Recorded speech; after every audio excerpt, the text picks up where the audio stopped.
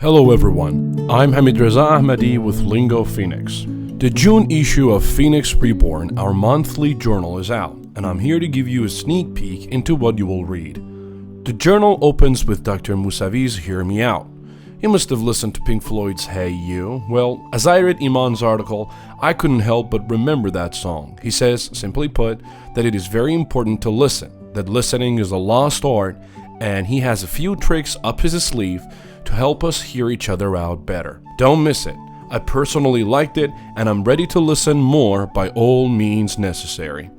To talk about Faranag Muhammad Khani's article, let me borrow from her. Whether you consider yourself a conservative or a risk taker, you may find this article useful. She tells us about change and how important it is to be ready to embrace it rather than fight it.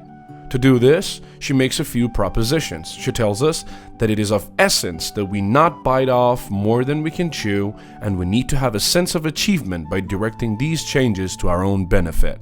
Nazanin Motari broaches the topic of intelligence. That's right, she talks about IQ and EQ and goes on to explain how dramatic the applications of EQ can be. EQ has a lot more to say in achieving success than traditional systems of education give it credit for.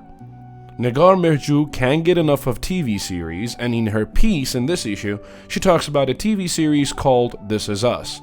Her review on the series is an easy read and quite interesting. She also has some trivia about it that fans will sure be able to appreciate.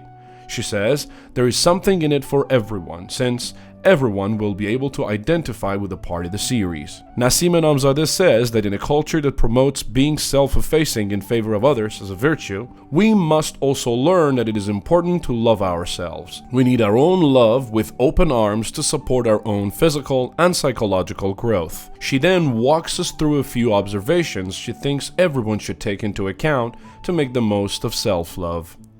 Sabah Habibi is an astrophile. Read her heartfelt account of how she views the vast universe.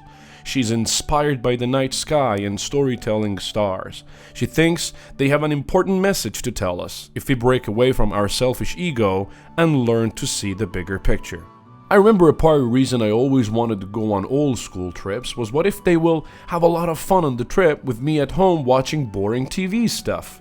Mina Korani tells us that feelings as such are what is referred to as FOMO, or fear of missing out. Nowadays, social networks have contributed to this fear. Read The Wagon We Are All Running After by Mina Korani to further understand FOMO and its implications. In her short article, Serli Gargosian says that it is important, sometimes, to let go and not try to gain control over every single thing. Not everything is our responsibility, and what everyone else expects you to do can by no means define how you should be. Sometimes, as she puts it, you need to live the phrase like it or lump it. Thank you very much for listening. Hope you will enjoy the read.